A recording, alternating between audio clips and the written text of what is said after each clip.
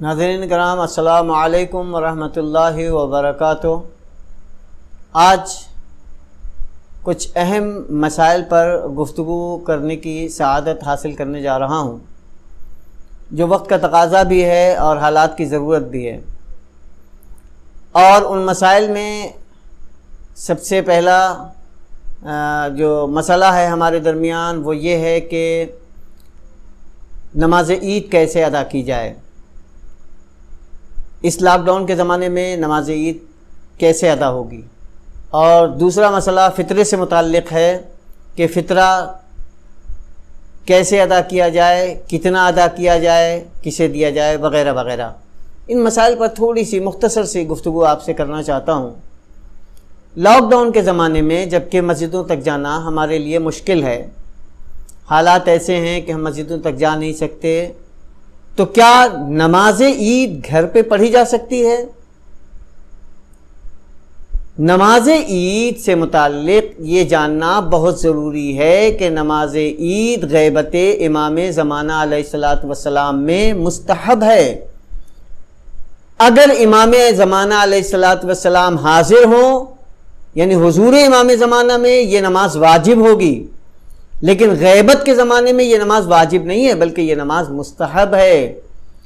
اور اس کے پڑھنے کا جو طریقہ ہے وہ یہ ہے کہ آسان طریقہ یہ ہے کہ ہم بالکل جس طرح سے صبح کی نماز ادا کرتے ہیں اسی طرح سے نماز عید بھی پڑھ سکتے ہیں، تھوڑے سے فرق کے ساتھ۔ وہ تھوڑا سا فرق جاننا ضروری ہے، اور وہ یہ ہے کہ پہلی رکعت میں نماز عید میں 5 قنوت ادا پڑھے جائیں گے اور دوسری رکعت میں 4 قنوت پڑھے جائیں گے۔ تو یہ وہ فرق۔ باقی جو چیزیں ہمیں نہیں معلوم ہیں، جیسے سورہ الحمد کے بعد کون سا سورہ پڑھا جائے گا۔ فرض کر لیجئے کہ نماز عید میں سورہ الحمد کے بعد سورہ سبح اسم ربک الاعلی الذی خلق فسوی پڑھا جاتا ہے۔ آپ کو نہیں یاد ہے، پریشان ہونے کی کوئی ضرورت نہیں۔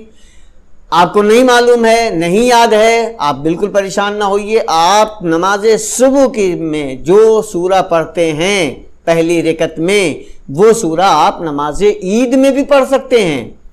تو الحمد کی سورہ پڑھیے، اس کے بعد جو سورہ یاد ہو وہ سورہ پڑھیے، اور وہ سورہ پڑھنے کے بعد پھر دعائے قنوت کے لیے اللہ اکبر کہہ کے ہاتھ اٹھائیے، اور ہاتھ اٹھانے کے بعد اگر دعائے قنوت جو عمومی طور پر کتابوں میں مرقوم ہے، اللہم اہل الکبریاء والعظمہ واہل الجود والجبروت واہل العفو والرحمہ وغیرہ وغیرہ، تفصیل نہیں، صرف مختصراً۔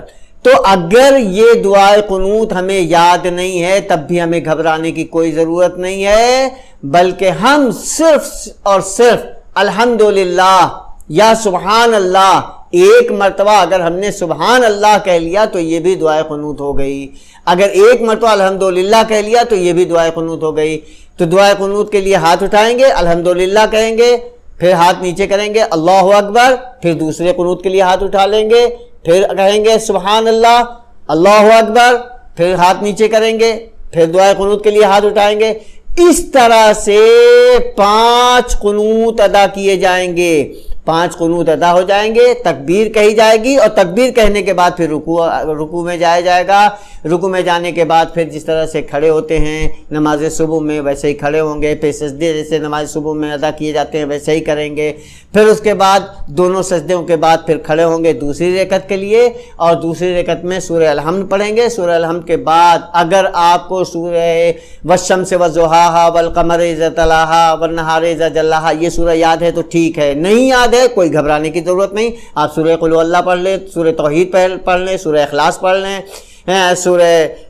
کوئی دوسرا سورہ انا اعطینہ پڑھ لیں، تو سورہ کوثر پڑھ لیں، مطلب جو سورہ آپ کو یاد ہے وہ سورہ آپ پڑھ لیں، اور جیسے نماز صبح میں پڑھتے ہیں۔ اور اس کے بعد دعائے قنوت کے لیے ہاتھ اٹھائیں گے، 4 قنوت ادا کیے جائیں گے۔ اس میں بھی دعائے قنوت اگر یاد نہیں ہے تو آپ سبحان اللہ کہیے، پھر اس کے بعد دوسرے قنوت کے لیے ہاتھ اٹھائیے، الحمدللہ کہیے، پھر دعائے قنوت کے لیے ہاتھ اٹھائیے، پھر سبحان اللہ کہیے۔ اس طرح سے 4 قنوت ادا کیے جائیں گے۔ پھر تکبیر کہہ کے رکوع میں جایا جائے گا، رکوع میں جانے کے بعد سجدے ادا کیے جائیں گے، اور اس کے بعد نماز بالکل صبح کی طرح سے مکمل کر دی جائے گی۔ اس طرح سے آپ کی نماز ہو گئی۔ یہ یاد رکھنا چاہیے کہ نماز عید جس طرح سے مردوں پر مستحب ہے اسی طرح سے عورتوں پر مستحب ہے۔ گھر کی عورتوں کو بھی چاہیے کہ نماز عید ادا کریں۔ ایسا نہیں کہ صرف مردوں کے لیے نماز عید بنائی گئی ہے، نماز عید جس طرح سے مردوں پر مستحب ہے غیبت امام زمانہ میں، اسی طرح سے عورتوں پر بھی مستحب ہے۔ عورتیں بھی نماز عید ادا کر سکتی ہیں۔ اب رہی بات نماز عید سے متعلق جو یہ مختصر سی گفتگو تھی جو آپ تک میں نے پہنچا دی، اب نماز عید سے ہٹ کر ہم ذرا سا زکوٰۃ فطرہ سے متعلق گفتگو کرنا چاہتے ہیں، اور وہ بہت اہم مسئلہ ہے۔ زکوٰۃ فطرہ ہر بالغ اور عاقل پر جو اپنے گھر کے لوگوں کی کفالت کرتا ہو اس پر واجب ہے کہ اپنے گھر کے لوگوں کا فطرہ نکالے، اپنا فطرہ نکالے، اپنے گھر کے لوگوں کا فطرہ نکالے۔ یہاں تک کہ کوئی بچہ اگر شب عید پیدا ہوا ہے تو اس بچے کا بھی فطرہ نکالا جائے گا۔ اگر کوئی نوکرانی آپ کے ہاں کام کرتی ہے اور آپ کے نان و نمک اور نفقے میں شامل ہوتی ہے، وہ کھانا کھانے والوں میں شامل ہوتی ہے، آپ کے دسترخوان آپ کے یہاں کھانا کھانے والوں میں شمار کی جاتی ہے، تو اس کا بھی فطرہ نکالیں گے۔ اگر کوئی مہمان آ جائے تو اس مہمان کا بھی فطرہ آپ پر واجب ہوگا۔ اگر کوئی مسلمان ہی نہیں بلکہ غیر مسلم بھی آپ کے ہاں آ جائے کوئی شب عید غروب سے پہلے اور آپ کے ہاں شب عید کھانا کھانے والوں میں شامل ہو تو اس کا بھی فطرہ آپ پر واجب ہے۔ یہ یاد رکھنا چاہیے کہ فطرہ میں بالغ نابالغ کی کوئی قید نہیں ہے۔ آپ کے ہاں اگر 5 بچے ہیں اور 5 بچے میں ایک بچہ 15 سال کا ہے، دوسرا 8 سال کا ہے، تیسرا 5 سال کا ہے، چوتھا 1 سال کا ہے، تو اس کا بھی فطرہ واجب ہوگا، اس 1 سال والے بچے کا فطرہ۔ اور ایک بچہ ابھی شب عید پیدا ہوا ہے تو اس کا بھی فطرہ واجب ہوگا۔ یہ تو ہوئی فطرے کے وجوب کی صورت۔ فطرہ کب نکالنا چاہیے؟ فطرہ نکالنے کا وقت کیا ہے؟ فطرہ نکالنے کا وقت طلوع آفتاب کے بعد سے لے کے ظہر تک ہے۔ طلوع آفتاب سے لے کر ظہر تک فطرہ نکالنے کا وقت ہے، لیکن بہتر یہ ہے کہ اگر کوئی نماز عید ادا کرنا چاہتا ہے تو وہ فطرہ نکال کر ہی نماز عید ادا کرے، پہلے فطرہ نکالے بعد میں نماز عید ادا کرے۔ اب رہی بات یہ کہ فطرہ کی رقم کتنی ہونی چاہیے، فطرے کا تعین ایک بہت بڑا مسئلہ ہے۔ کتنا فطرہ نکالا جائے؟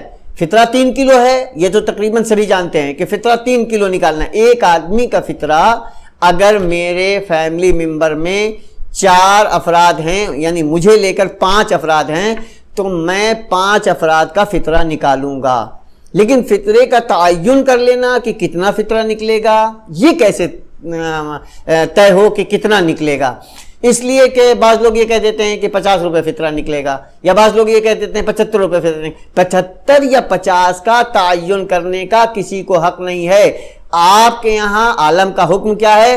آپ کے یہاں جو غذا کھائی جاتی ہو، یعنی جو اناج چاول دال وغیرہ کی شکل میں آپ کھاتے ہوں، اسے 3 کلو نکالیں گے۔ فرض کر لیجئے آپ اپنے یہاں جو چاول کھاتے ہیں وہ 25 روپے کلو کا کھاتے ہیں، تو آپ 25 روپے کلو کا جو چاول کھاتے ہیں اسی کے حساب سے جوڑ کر نکالیں گے 75 روپیہ۔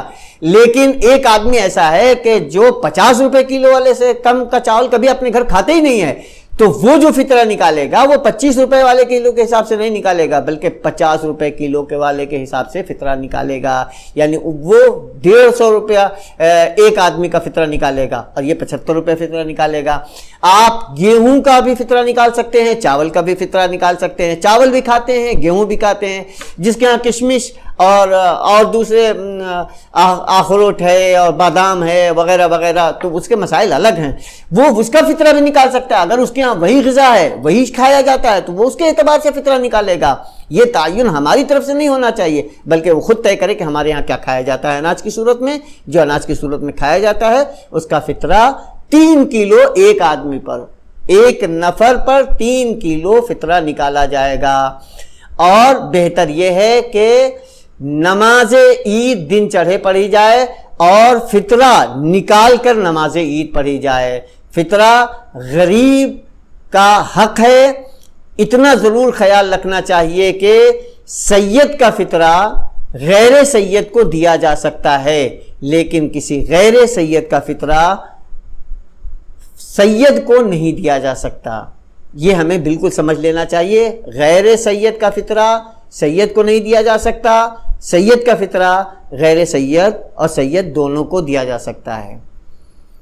پھر میں اس بات کو واضح کر دوں، سید کا فطرہ غیر سید اور سید دونوں کو دیا جا سکتا ہے، لیکن غیر سید کا فطرہ غیر سید ہی کو دیا جائے گا، سید کو نہیں دیا جائے گا۔ وآخر دعوانا الحمدللہ رب العالمین۔